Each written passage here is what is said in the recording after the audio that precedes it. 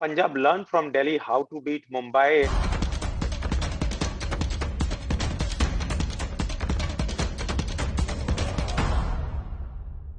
Hi guys, and welcome once again to Straight Bat with Gulf News and Mr. Cricket UAE.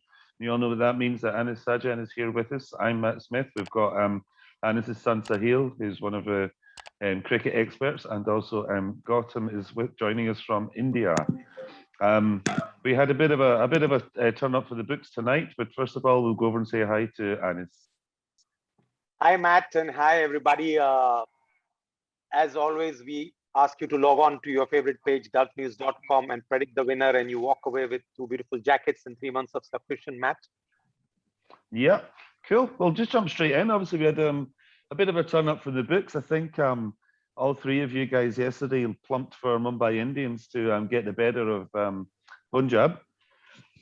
Didn't turn out that way in the slightest. We're here recording early tonight because Punjab got it wrapped up. They had a fairly questionably easy or not so easy task in the chase, but they ate it up with ease, and it just shows when their batting fires how different they can be to the struggles they've had recently. And what was your take on the game? Well, Punjab learned from Delhi how to beat Mumbai. They made sure, first of all, they bowled well. They got overs out of Deepak Hooda, Music Henriquez, and then Ravi Bushnoi. We've been talking about him. He was the guy who got them a couple of crucial wickets backed by Shami. And as always, Mumbai, I'm afraid, on the Chennai tracks, in spite of getting used to the conditions, did not apply themselves well. I'm afraid the decision to send at number 3 of Ishan Kishan backfired, where he ended up eating up 17 balls and scored a mere 7. And when you have a guy like Surya Kumar who is batting so well, you wasting him down the order at the expense just to get a left and right, that cost them dearly. And 130 was too less, and Punjab chased their runs quite comfortably in the end. Okay, well, we'll go to Sahil next because I know that he's been waiting to have a dig at Dad over, or get a chance to have a dig at Dad, saying that his team's slipped up against a team that was been fairly struggling up to now, shall we say. Sahil? Honestly, I was just stunned. You could see like Punjab's bowling lineup. They started off with Deepak Hooda and Moses Henriques. These guys are not like, yeah, they're bowlers, but they're part-time bowlers. They're not like full-time bowlers. And they bowled a combine of 6 overs and conceded 27 runs. Now that's wrong on Mumbai Indians' part to score only that much off them. Okay, yes, the wicket is tough, but come on, look at Punjab's lineup. And today, their main man, Mohammad Shami, fired for them. He bowled brilliantly towards the end. And it was smart captainship from KL Rahul, you can say. He gave him the last 3 overs and he just conceded about mere like 18 runs and he bowled brilliantly. So well done to Punjab. And again, Mumbai batting first. This is now, they've batted every game first and it has not worked out for them. And I have to be honest here, they cannot keep depending on the likes of Bumrah. You cannot. You have to score runs to win. It cannot always be Bumrah. And Trent Bolt will not always bowl well. He had a tough day today. He had a tough day against Sunrisers Hyderabad. But again, Bumrah had saved him that game. So they have to improve. A bit of over-reliance, you think maybe they should be a bit braver and mix it up? Absolutely. The batting has to lead from the front. Okay.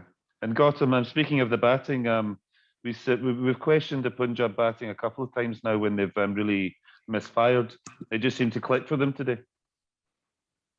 Yes, but see, they were not batting under pressure. The total was very, very modest. I mean, the only pressure that they invited upon themselves was, when Mayank got out.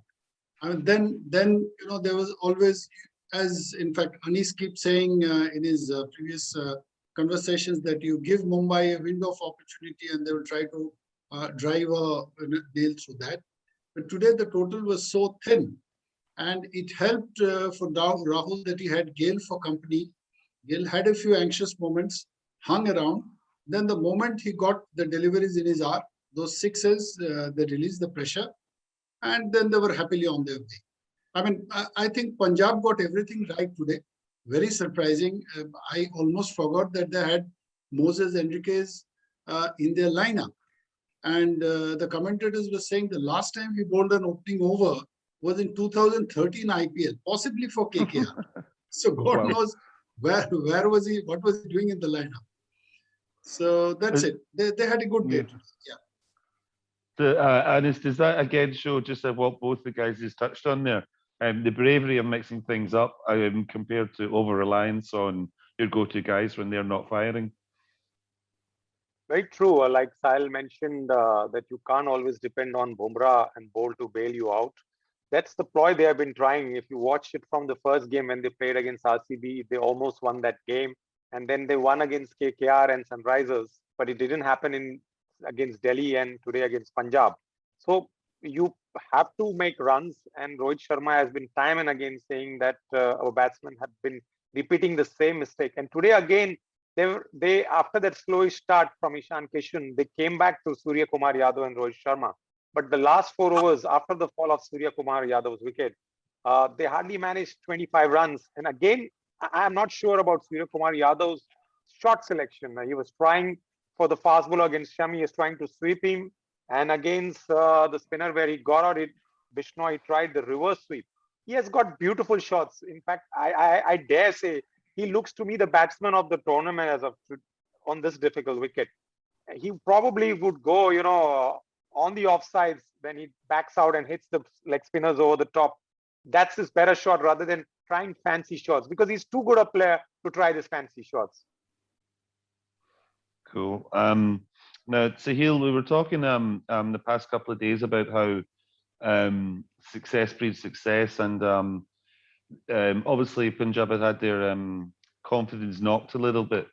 But looking at both teams now, can Punjab look to build on this victory over defending champions? And also from a Mumbai point of view, where does this leave them in terms of confidence? Because they've really not hit the heights that they're expected to.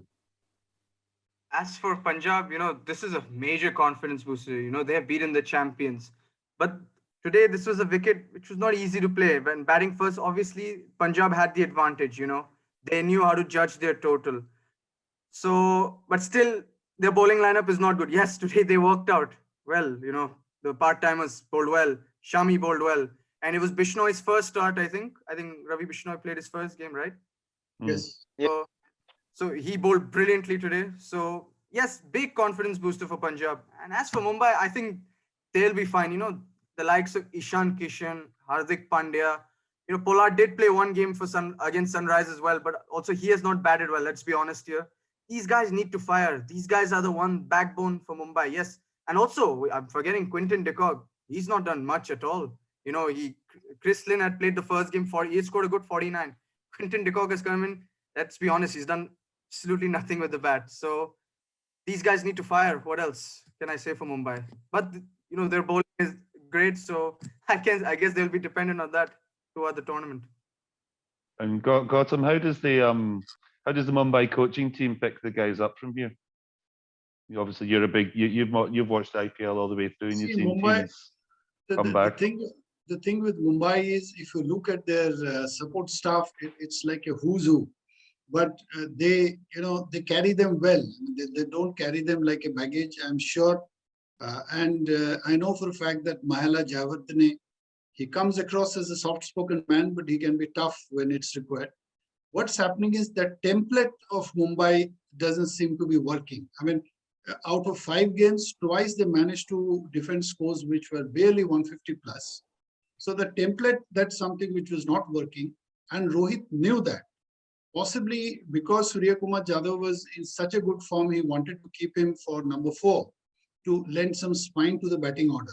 But then, this young guy, Ishan Kishan, he ate up a lot of balls. I just want to pick up Anis's brains. I mean, do they have any more options left in the lineup, Anis, whom they can try in the middle order? To be very honest, I was just trying to dig into their, squad. And there are some couple of names like Mohsin Khan. I haven't, to be very honest, heard much about him. So it comes to foreign players, of course. Yeah, so it comes to foreign players. They have Chris Lynn, like as Sahil mentioned. It maybe Quinton de Kock can be given a break and they can get Chris Lynn back into the batting order. And Coulter and Nile probably can come in as to give some, firepower in the end. Because what has happened is, because Krunal Pandya and the Hardik Pandya, has not fired, they are not getting that finishing touch. Because what happens with Mumbai in the last year's IPL as well as years over, after 15 overs, these two guys were able to give the push. And I'm afraid Hardik Pandya looks totally out of touch. And since he's not contributing with the ball, I dare say he's a misfit apart from his fielding. So if he's not going to contribute with the ball too, you rather replace him with some guy who can add value with the bat. But I don't know the likes who they have in the batting order. I'm afraid they will have to try out some new faces and give it a shot, or wait for Pandya brothers to come in form on flat wickets of Bangalore. Cool. And I'll just take me through there. We'll turn to our daily soap opera that is Rajasthan Royals. They're playing tomorrow in a clash of the bottom teams against KKR. Obviously, they were dealt the news today. It's like every day it's another bad news story for these guys, and that's Jofra Archer confirmed he's out for the duration of the tournament. They've lost Stokes. You know, you don't know what's next with these guys. Where do they go from here? And it's a big chance for them to maybe pick up some points against a team that's also struggling tomorrow in KKR. Probably Sahil or Gautam can take this. Sure. Sahil? I don't know where they'll go from here. The bowling lineup is not that great, you know. I like the likes of Mustafizur, and they have a young kid, Sakaria. He's also pretty good, but not their bowling. Their batting is also nothing great, to be honest. So I can't really say much about them. Gautam, maybe you can add something.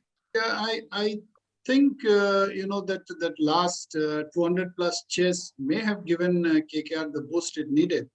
And some of the players are actually not playing as per the reputation. I mean, they have the names. I mean, Morgan, I don't know whether he needs to cut that ultra aggressive approach of his. Then they can again get Shakib back, because he's actually a world-class performer. I mean, he has been scoring slowly. His bowling was also nothing much to write home about. But he is a far better performer than, as his reputation precedes him. Then maybe they have a marginal chance, but as this match showed, in IPL, you probably cannot tell. Anything can happen in the next 4 hours. Yes. Yes. Indeed. Yeah, I mean, obviously, Anis, if you just get anything else to add there, I just think that, again, I think it'll be another fascinating one tomorrow where one team's guaranteed to get a confidence boost. And again, as we saw last year, some teams that are struggling at the bottom can just go on this run and get right back into the mix of things and into the playoff contention. Well, I just saw the table right now, and I'm surprised that Mumbai, generally are slow starters, but compared to the last IPL, they are now on the same as a couple of other teams. Like Punjab is also 2 wins out of 3 out of 5. So is Mumbai. Even though because of the net run rate, they're still at 4. But tomorrow's match might change the table. But what I want to say is that Mumbai next go to Delhi, and we might probably get the same sort of pitches, Gautam, there also, where they might find difficult if there's grip and turn. Maybe not as slow as Chennai and a smaller boundary in Delhi. But the fact for the other teams, we need to see whether it's like the Rajasthan Royals we are talking about. Can they bounce back? Because they couldn't score runs when they were flat wickets. Tomorrow is the last chance in Mumbai, and then they also head to another destination. So it's going to be a tough thing for RR. If they do not bounce back tomorrow, it's going to be a long, long road. And so it's for KKR. Both teams have lost 3 games. Whichever team loses will be having 4 losses. Yeah. So there's a lot to stake tomorrow, even though it's just one match, but it can mean so much to a lot of teams. But yeah, that's great, guys. I think you can wrap it up there unless anyone's got any other nuggets to add. I just say thanks for listening, guys. I just want to say remember to log on to Facebook and vote for your you predict the man of the match in every contest, and you can walk away with one of these tops and also a 3-month subscription to Gulf News.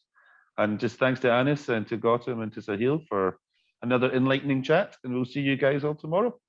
Thanks, guys. Thank you. Thank you, guys.